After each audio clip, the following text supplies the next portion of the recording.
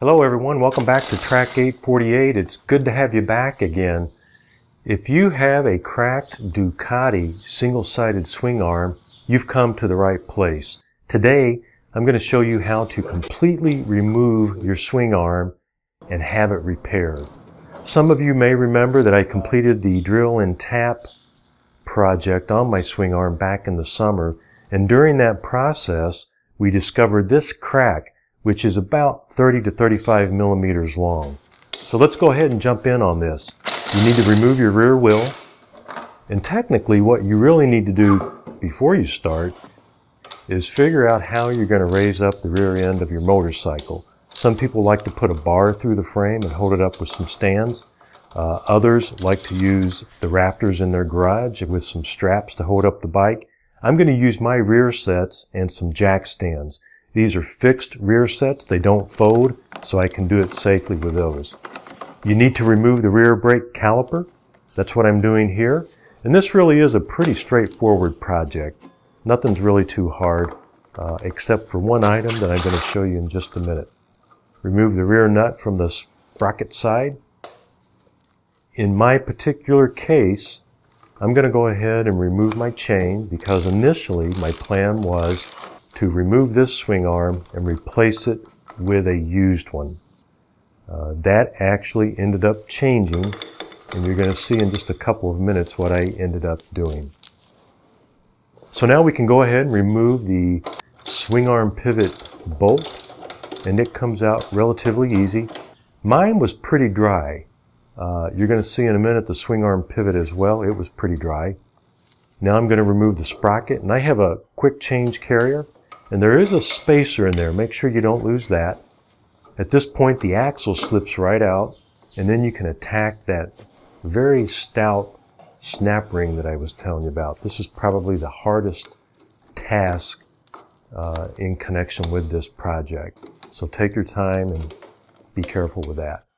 This next washer here has a flat side. That flat side goes up against that green seal. Then you can remove the rear brake caliper bracket and that last spacer. Next up is the bolts that hold on the rear ride height linkage and the rear shock. And those come out easy. They were initially torqued down to 42 Newton meters. This slider underneath the swing arm needs to come out. And this is my improvised swing arm pivot removal tool, which basically consists of a long extension with a socket on the end. And when I got to this part of the project, I was a little bit weary because I had read a few forum posts that talked about these swing arm pivots being seized up inside. Fortunately, mine wasn't, but you can see here it was pretty dry inside. And a side note about this improvised tool, make sure it doesn't go inside the swing arm pivot, because if it does, I can guarantee you that you are going to damage the threads in there and you're going to have to replace that swing arm pivot. We don't want that to happen. My swing arm is off of the motorcycle, as you can see here. I did end up going ahead and completely disassembling that. And I wanted to show you this. This is from another video, but this is one way to remove the hub from the swing arm. If you do it this way, make sure you don't stick your fingers or any other objects inside the hub. You could damage those bearings if you do that. We're at the shop. We're at Delzani's Cycle in Rocky River, Ohio. Like I said before, I didn't really know if I would be able to have this welded up initially, but I checked with a few professional welders and got the thumbs up. So I took it over to Delzani's, and you can see here the first thing they did was grind out the area where the crack was and proceeded to weld it up using a TIG welder, and it seemed like a pretty easy job. It took approximately 10 to 12 minutes of welding time to complete this, and Ed Delzani here did a really good job welding this thing back together. After the repair, I've already had it out for 6 track days, and it's working just like a brand new swing arm. So kudos to Delzani Cycle. If you have a weld job or a fabrication job or anything like that, I highly recommend going to Delzani if you're a local viewer. You can see I'm reassembling the swing arm now. The slider goes in. This is my newly relocated rear brake caliper pin. And I also decided that I wanted to do another upgrade, and I purchased a Sato Racing adjustable ride height linkage. And that's probably an upgrade that I should have done a long time ago. It's really a good upgrade. Before you put these bolts in on the ride height linkage and the rear shock, make sure you put a good coat of grease on the threads, on the shaft, and under the head of the bolt. That's what the manual calls for, and that's what I did here.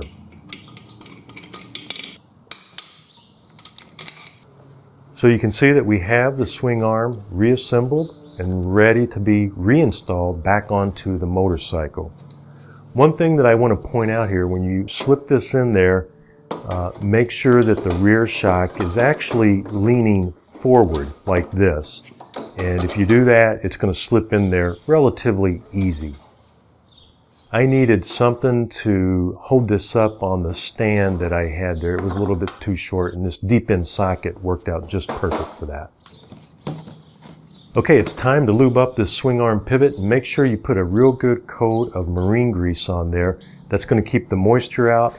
It's going to allow this thing to come out real easy the next time you need to take it out. So put a good coat on the swing arm pivot and the swing arm pivot bolt. And from this point forward, it's really just a matter of reverse order from the way you disassembled the swing arm. Make sure you put a good coat of grease on the hub. Make sure that last washer goes on in the correct order. Put some lubrication on the axle in these two spots, and that's it. Job complete. Put the chain and the sprocket and the wheel back on, and you're done with this job. Like I said before, I've had this out for 6 track days, and it's working just like a brand new one. I hope you never have to do this, but if you do, you can always come back to check out this video as reference. Thanks for watching. I do have more videos, and you can check those out anytime. If you like this video, go ahead and give me a thumbs up below. And if you have any comments, go ahead and add them below as well. If you're not subscribed to Track 848, I encourage you to do so by clicking on the button in the top right-hand corner. Thanks again. I'll see you the next time. Goodbye.